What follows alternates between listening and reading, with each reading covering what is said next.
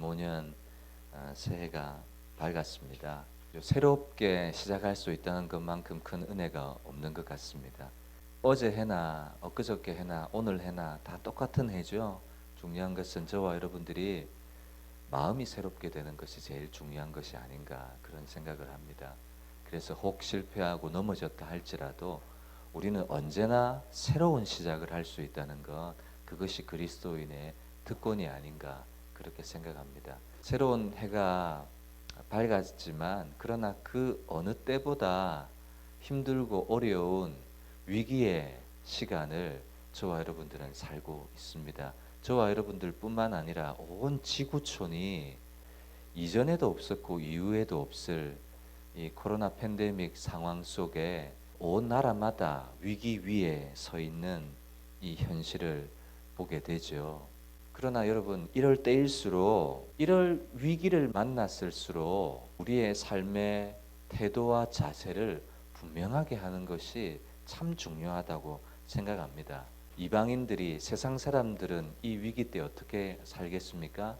먹을 것, 입을 것, 마실 것을 위해서, 생존을 위해서 노력하고, 또 무엇을 입을까 마실까 걱정하고 염려하고 고민하고, 그래서 스트레스 받고 우울감에 빠지고, 그죠? 이 어려운 상황에 많은 사람들이 심리적으로 영적으로 평안을 누리지 못하는 그런 사람들이 너무나도 많은 것이죠. 그렇지만 이 위기 속에는 항상 무엇이 있느냐 하면 기회가 항상 함께 있습니다. 위기 속에는 기회가 항상 공존하거든요. 여러분, 모든 사람들이 이 위기 속에서 힘든 시간을 살았습니다만, 여러분, 그러나 이 위기 속에서 세워진 사람, 성공한 사람, 부유한 사람들이 있었을까요? 없었을까요? 있었거든요. 너무나 힘든 위기였고 고통스러운 시간들이었음에도 불구하고 이 코로나를 인해서 인생이 세워진 기회가 되었던 사람들 얼마든지 있거든요. 저는 예수 믿는 그리스도인들이 이런 사람들이 되어야 된다고 생각합니다. 많은 사람들은 엎어지고 넘어지고 자빠집니다.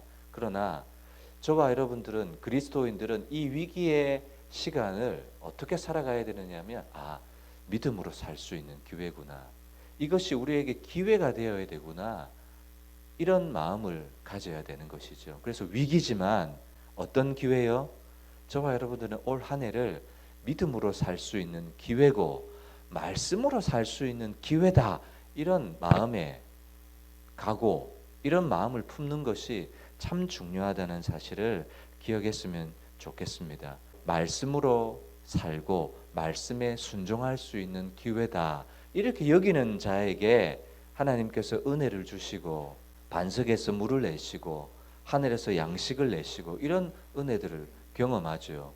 그런데 절망하고 낙심하고 염려하고, 여러분, 절망하고 낙심하고 염려한다고 해서 우리의 삶의 형편을 바꿀 수 있느냐? 하나도 바꿀 수 없거든요. 내 키를 한 자라도 더 할 수 있느냐? 그럴 수 있다면 염려하고 걱정하고 고민해야죠. 그러나 고민하고 염려한다고 해서 나의 삶의 형편을 하나도 바꿀 수가 없기 때문에 성경에서는 근심하고 낙심하고 절망하는 것을 뭐라고 얘기하느냐 하면 하나님께 대한 불신이다, 그렇게 가르치고 있거든요. 그래서 올 한 해 여러분, 어떤 위기를 만나더라도 뭐 하시면 안 돼요? 절망하시거나 낙심하시거나 포기하시거나 좌절하셔서는 안 돼요.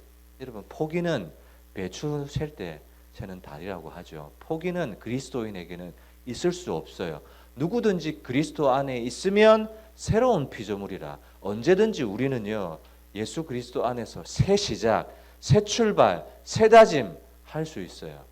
위기지만 내가 믿음으로 살 수 있는 기회다, 말씀에 순종할 수 있는 기회다, 이런 마음을 가지는 것이 올 한 해 이모년 새해를 시작하면서 저와 여러분들이 가져야 될 마음이 아닌가 그렇게 생각합니다. 여기 오른쪽에 주보에도 보시면 이제 올 한 해 교회 표를 정해놨습니다. 한번 읽어볼까요? 시작. 말씀이 흥왕하여 부흥하는 교회. 그래서 올 한 해 말씀이 흥왕한다는 것의 의미가 뭔지를 나눌 테고, 부흥하는 교회라고 했는데 부흥하는 것이 수적인 부흥만을 말하는 것이 아닙니다. 이 부흥한다는 것의 의미도 여러분들과 살펴볼 수 있도록 그렇게 하겠습니다. 먼저는 이 표를 어떻게 정했는지 여러분들과 나눌 필요가 있을 것 같습니다. 뭔가 새로운 하나님의 말씀을 이제 받은 것이 아니라요. 이미 하나님께서 우리에게 주신 말씀을 살펴보니까 하나님께서 이런 메시지들을 우리에게 주셨구나. 그래서 그 메시지들을 우리가 다시 마음에 품고 이것을 우리의 길로 삼아야 되겠다, 이런 생각이 들었습니다. 화면을 통해서 말씀을 한번 몇 구절 찾아보겠습니다. 여러분, 지금 우리는 사도행전 말씀을 나누고 있는데요. 사도행전 말씀은 어떻게 흘러가느냐 하면 1장 8절을 중심으로 해서 사도행전 말씀이 흘러가요. 오직 성령이 너희에게 임하시면 너희가 권능을 받고 예루살렘과 온 유대와 사마리아와 땅 끝까지 이르러 내 증인이 되리라. 그래서 여러분, 우리가 2장부터 예루살렘 교회 사역의 모습을 살펴보았습니다. 그리고 예루살렘 교회 사역의 결과가 어떤 말씀이었냐면 6장 7절의 말씀이었거든요. 하나님의 말씀이 점점 왕성하여 예루살렘에 있는 제자의 수가 더 심히 많아지고 허다한 제사장의 무리도 이 도에 복종하니라. 이 말씀을 잘 보세요. 하나님의 말씀이 점점 왕성해졌어요. 여러분, 이 말씀 속에 왕성하다는, 말씀이 왕성하다는 의미를 가르쳐주고 있는데, 그 중에 하나가 저는 마지막에 있는 허다한 제사장의 무리도 이 도에 복종했다, 이런 말씀을 주목하게 됐습니다. 여러분, 제사장의 무리는 구약의 율법의 전통에, 짐승의 제사에 매여 있는, 그것이 자기의 본업이고 생계를 유지하는 수단인 사람들인데, 예수 그리스도가 오셔서 십자가에 피 흘려 죽으심으로 이제는 구약 율법의 제사를 안 드려도 된다. 여러분, 이 도에 복종할 수 있는 제사장이 얼마나 되겠습니까? 자기 밥줄이 끊어지는데. 그런데도 하나님의 말씀이, 복음이 왕성하니까 그 말씀 앞에 뭐 하는 사람들이 생기는 거예요? 말씀 앞에 복종하고, 말씀 앞에 굴복하고, 말씀 앞에 자기를 변화시키는 사람들이 생기는 거예요. 그러니까 여러분, 말씀이 왕성해진다는 말의 의미가 뭔가 하면, 말씀 앞에 자기를 쳐서 복종하고 굴복하고 말씀 앞에 말씀이다 그러면 굽복하는 거예요. 그것이 말씀이 왕성하다는 말의 의미입니다. 그리고 말씀이 왕성하니까 어떤 일이 생겨요? 예루살렘에 있는 제자의 수가 더 심히 많아져요. 물론 수적인 부흥도 맞습니다만 제자의 수가 더 많아졌대요. 제자, 무리가 아니고요. 누가 많아졌어요? 제자가 많아졌대요. 여러분, 이것이 우리가 사도행전을 통해서 이미 나누었던 말씀이더라고요.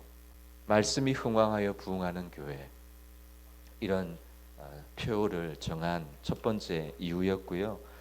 예루살렘 지역을 이제 벗어나죠. 이제 유대와 사마리아 지역으로 복음이 흘러갑니다. 그리고 유대와 사마리아 지역의 복음 전파의 결과도 나와요. 9장 31절입니다. 그리하여 온 유대와 갈릴리와 사마리아 교회가 평안하여 든든히 서가고 주를 경외함과 성령의 위로로 진행하여 수가 더 많아지니라. 교회가 평안하여 든든히 서가요. 그런데 뭐가 있느냐면 주를 경외함이 있는 거예요. 그리고 성령의 위로가 있는 거예요. 저는 이 유대와 이 사마리아 지역의 사역의 결과도 말씀이 흥왕했던 이 결과라는 사실을 부인할 수가 없는 거예요. 하나님의 말씀이 흥왕해지니까 교회가 평안해요. 교회가 평안한 것은 경제적인 부여, 많은 성도들이 있어서 평안한 것이 아니라 하나님의 말씀이 우뚝 세워져 있고 모든 사람들이 이 말씀 앞에 복종하고 굴복하니까 평안하고 든든히 서가고. 여러분, 주를 경외한다는 말은 동전의 양면이라고 제가 설교했습니다. 경외하니까 뭐가 있어요? 말씀에 순종함이 있는 거예요. 경외하는 것은요, 한 면이 아닙니다. 경외는 반드시 드러나게 돼 있고 표현되게 돼 있어요. 물론 행위가 중요한 것은 아니지만 경외심은 외적인 행동으로 표출되게 되어 있다는 거예요.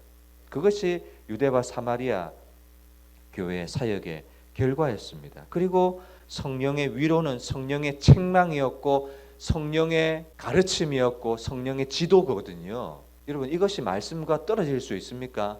말씀과 떨어질 수 없죠.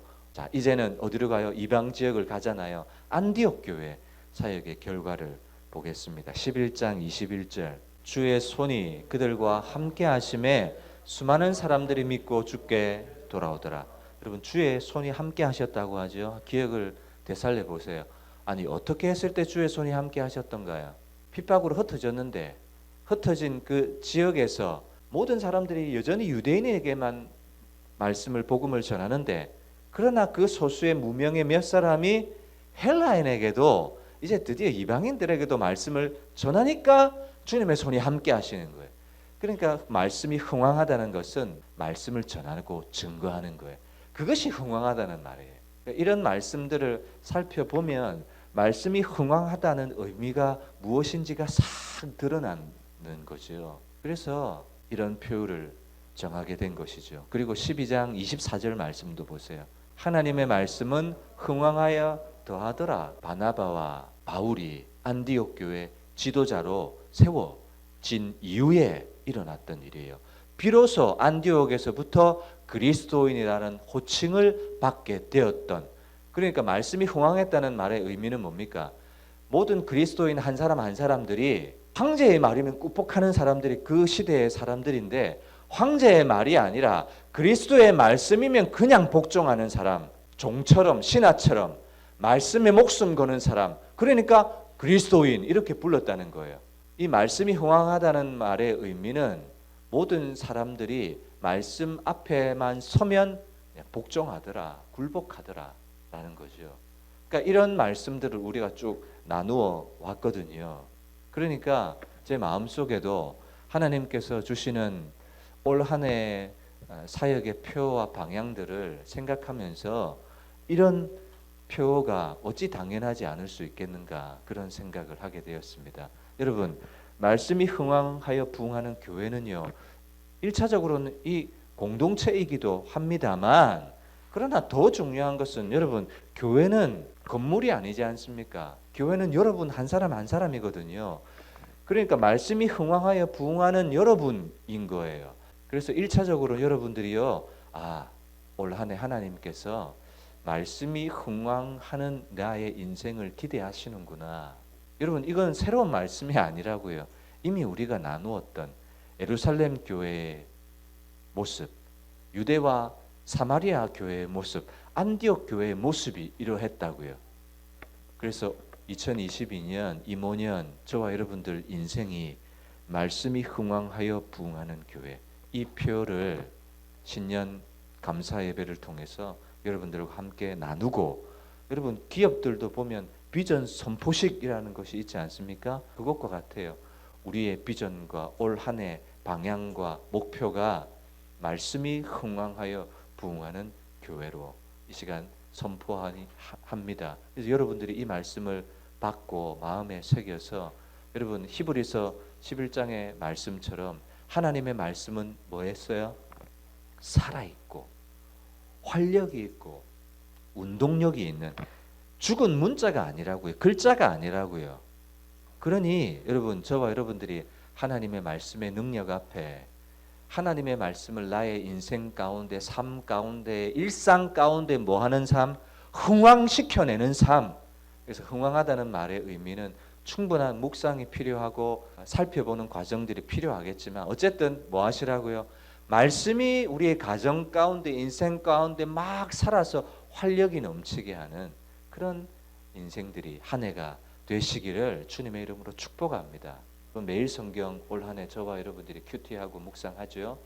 그런 기회들을 통해서 저는 올 한 해 우리 교회가 충분히 개척 3년 차를 통해서 매일 성경 정기 구독이 처음으로 시작된 것은 저에게 있어서는 너무 큰 감동이었고요. 하나님의 은혜가 아니겠습니까? 모든 성도들이 정기 구독을 해서 함께 한다는 것은 하나님께서 분명 우리에게 말씀하실 것이 있다는 것이죠. 히브리서 1장에 보면 구약에서 하나님이 어떻게 말씀하셨던가요? 선지자들을 통해서 말씀하셨고 여러 모양을 통해서 율법을 통해서 어떻게든 구약의 하나님은 어떤 하나님이셨어요? 말씀하시는 하나님이셨어요. 그러나 신약에는 어떻게 말씀하셨어요?